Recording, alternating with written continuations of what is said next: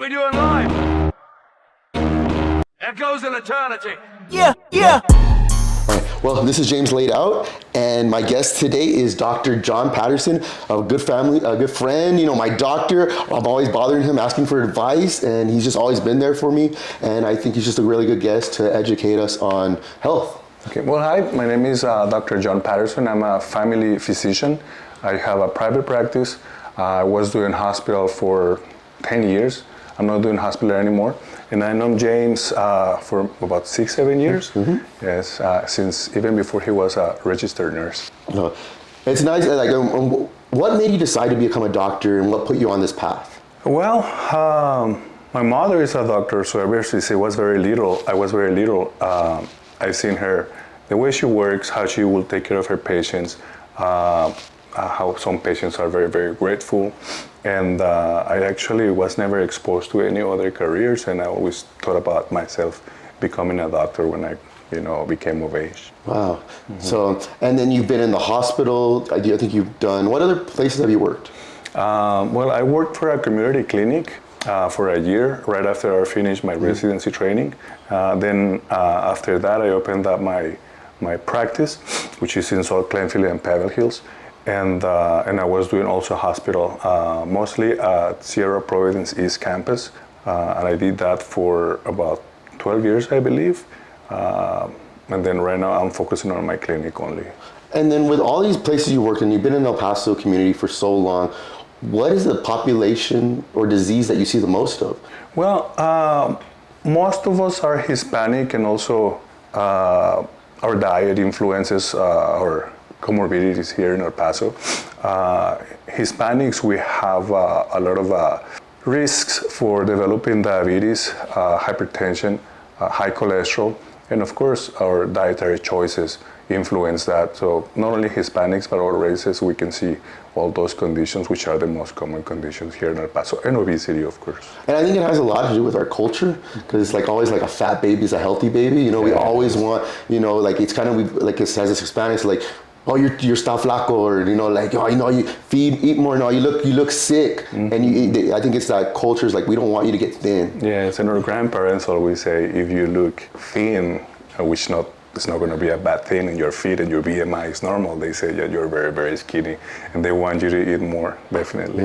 So I think it's combating that, because I think that's probably one of the things that most people, they eat every 2 to 3 hours, mm-hmm. and then the food kind of sets them up for failure, mm-hmm. Their dietary choices, and then even I think a huge thing with being Hispanics is, a lot of people came from Mexico, mm-hmm. And the water quality isn't good in Mexico. So I growing up, and if I ever went to Mexico to see my grandma, I couldn't drink water. I had to drink soda, because it wasn't clean. And I think when you get used to drinking soda because it's cleaner, Mm-hmm. it kind of stays with you unconsciously. Oh yeah, soda is a big thing in Mexico, Cokes and Pepsis. Well, I left Mexico probably about 18 years ago. I'm sure the culture has changed since then, but back then, Coca-Colas, Pepsi-Colas, everybody would drink those all day, every day. And drinking one soda, those calories add up, and before you know it, you gain 10, 15 pounds. Yeah, I believe one can of soda, regular soda, equals, I believe, the amount of 14 tablespoons of sugar. Oh my gosh! And then basically our body only needs 1 tablespoon of sugar to survive, kind of. Well, sugar is not per se necessary for survival. It is good and it's healthy to have carbohydrates, but there are better carbohydrates than simple sugar. You have your complex carbs or low glycemic carbs, such as your rice, potato, sweet potato, oatmeal, and those are healthy. Low glycemic carbohydrates that are not give you complications such as simple sugar, which is a high glycemic carbohydrate. And when we talk a little bit more about diabetes, we can go a little bit more in depth into that type of carbohydrates. Yeah, and I think diabetes, it's weird. You have so many people they're type 1 or type 2, mm-hmm. and it seems like their labs are good, right? Mm-hmm. But they still have these complications to all these things. And why do they have these complications if their blood sugar is controlled? Well, Definitely, blood sugar, when it's not controlled, it's going to give you more risk for complications. As a doctor, I mean, most doctors, we do practice standard of care. And standard of care, it's developed by multiple health organizations with clinical trials, and they can tell you what is safe, what is not. They outweigh the risk and benefits of treatment, lab results, management, even if it's conservative management, and whatever gives you the best results and the least side effects or complications are what we practice. So definitely labs, going back to the labs, well, patients with type 1 diabetes, it's not so much a dietary issue that makes them develop diabetes. There is some antibodies that they produce against their beta cells in the pancreas, which are responsible for production of insulin, and those get destroyed. So they don't produce insulin, and they can do homeostasis with the carbohydrate intake or food intake and the production of insulin because there is no insulin production. And of course, management is going to be completely different from somebody with diabetes type 1 to somebody with diabetes type 2. Diabetes type 2, that is hereditary, and it's kind of like a progressive disease. At the beginning, you're going to have insulin resistance, where the amount of insulin you produce, your body is not utilizing it because there is some resistance to it. And as it progresses, well, the quality of the insulin that the pancreas is producing is not as good, and when it progresses even further, there is decrease in production of insulin. Yeah, and I think when someone's a type 2 diabetic, it seems like they just get on one medication and then they have to get on another medication and another medication because, why does that happen? Like, why doesn't, Yes, like I said, standard of care, right? So that's when you decide when the patient requires medication or not to have the better outcome.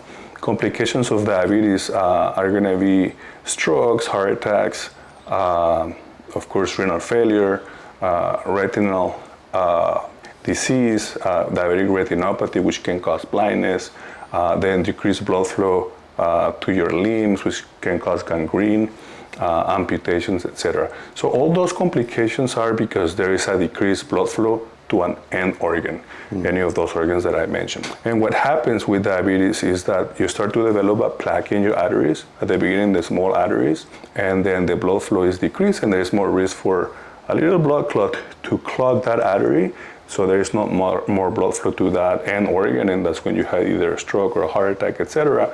And there is different markers that can help you predict the risk for these diseases. One of them, which is one of the most important markers of diabetes, is going to be hemoglobin A1C, which basically tells you the average of the sugars for the last 3 months. Normally A1C is 5.6 or less, 5.7 to 6.4 is pre-diabetes, 6.5 and more is diabetes. If we can keep an A1C of less than 7, 6.5 if possible, the risk factors for those complications are going to decrease.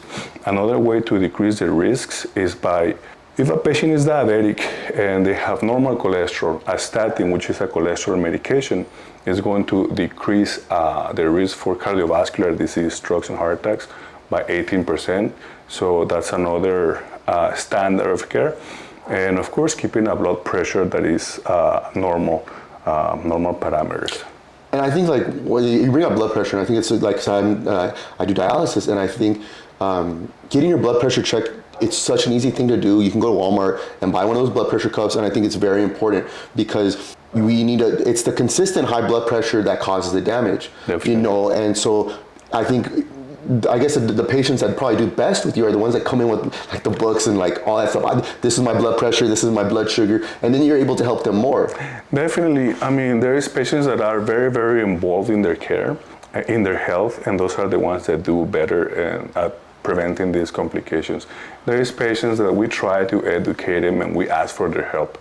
If it is high blood pressure, hypertension, to help us with the blood pressure numbers. And we can base our management according to those blood pressure numbers. Oftentimes in the clinic, the blood pressure can read high because the patient is either in a rush or upset or didn't sleep well. And that's not really what we focus on. What we can focus on more is the blood pressures at home when it's a normal environment for the patient. And that is very helpful. Also patients with diabetes, when they help us with their glucose checks in the mornings and after meals, they can give us a better idea of what we have to do and react to their numbers. And going back to the complications of diabetes and management. So I was talking about hemoglobin A1C. So we have to keep it below 7, 6.5 if possible. And also that is going to dictate the management of the diabetes. Let's say if the patient is at 7 or is just above 7, maybe changes in the lifestyle can be enough, such as exercise, diet. But when the A1C is more than 10, 11, 12, definitely we have to do the dietary changes, the exercise, but they are going to need help with medication. Otherwise, they're not going to be able to reach a hemoglobin A1C at goal. And then the complications of, if you know you're pre-diabetic, do you recommend them coming to see you more? I do, because that is going to remind them every time they go to the clinic what their labs show about their pre-diabetes. And let's say, for example, if I tell them, okay, pre-diabetes, we're not going to do medications, but we really have to change our lifestyle and do more exercise and diet. And sometimes, I guess they don't get too concerned about it, and they don't take care of their pre-diabetes. But when they come back pretty often and they see that the A1C is increasing and getting closer to diabetes, they might get a little bit more involved in their care and their health. And also, even if the pre-diabetes is not worsening, at least they have it, and I tell them again about their pre-diabetes and make my recommendations. And usually that gives a better prognosis for these patients. But of course, there are some patients that even if you tell them they're not going to make those changes, and then you can see how their pre-diabetes develops into diabetes, which is very common as well. You know, like it's like you're my doctor, and so like I got like freaked out because I got my blood levels checked, and I was like my A1C was elevated, and I think it's helped me out so much that now I come see you, and sometimes like it scared the crap out of me. Yeah. And I like it was and I think it's helped me. Like I was like, I'm gonna see him in 3 months. He's my friend. I don't want to like I kind of like I want to like be like I'm proud. Here's my A1C now. So I'm getting my life together again, because I think like most people just go once a year. Yes. And I think like that's if you're perfectly healthy and there's no problem. Exactly. And I don't think most people are like that anymore. Yeah. I think you have stress of work, and then you can just go downhill very quickly. And so what does it hurt to get an extra checkup, things like that? Well, definitely, I agree with you. If all of your labs are perfectly normal, you don't have any risk factors or family history of conditions, medical conditions, your blood pressure, your BMI is normal, your labs are normal, I don't think it's necessary to do more than once a year. But if you start having to develop either a little bit of an elevated cholesterol or pre-diabetes, or if your blood pressure is a little bit in the borderline side, then I would recommend to do more frequent visits, maybe every 6 months, to keep an eye and make adjustments if necessary. Now, if it's a patient that has multiple medical conditions, such as diabetes, cholesterol, hypertension, I do want to see those patients more often, maybe every 3 months, to follow up on the labs, make sure that the medications they are taking are not causing any damage to kidneys or liver, and make sure that they're working and their cholesterol levels are where they need to be, their blood pressure is under control, and also their diabetes. Mm-hmm. And we talk about labs a lot, and like why isn't most doctors out there, I've worked in the hospital, I've never seen a hormone check. Okay. Why don't doctors check that much? Well, the hospital setting is completely different. Usually a patient that goes to the hospital is because they are very sick. They're having something acute. I used to practice hospital medicine as well. When a patient is in the hospital, well, we have to resolve the issue that is having the patient in the hospital, make him better so they can go, and be discharged from the hospital. Now, in the clinic setting, we do check hormone levels, more so if the patient has some symptoms that suggest abnormalities in the hormone levels. For example, if the patient has been having difficulty losing weight or gaining weight, they have dry skin, fatigue, etc., that is suggestive of thyroid issues, so we do check thyroid levels every year, or if the patient has the symptoms, we can do it more frequently. Now, if the patient does have fatigue at the end of the day, they're falling asleep, they can stay awake, they have decreased sex drive, issues with erections, etc. Well, there is a suggestion that their testosterone levels might be low. So we definitely check those testosterone levels at that moment. If the patient has no symptoms, we usually don't check it because it's not necessary. But if the patient definitely has symptoms, it is important. Talking about hormones, treatment for low testosterone might increase a little bit the risk for cardiovascular disease.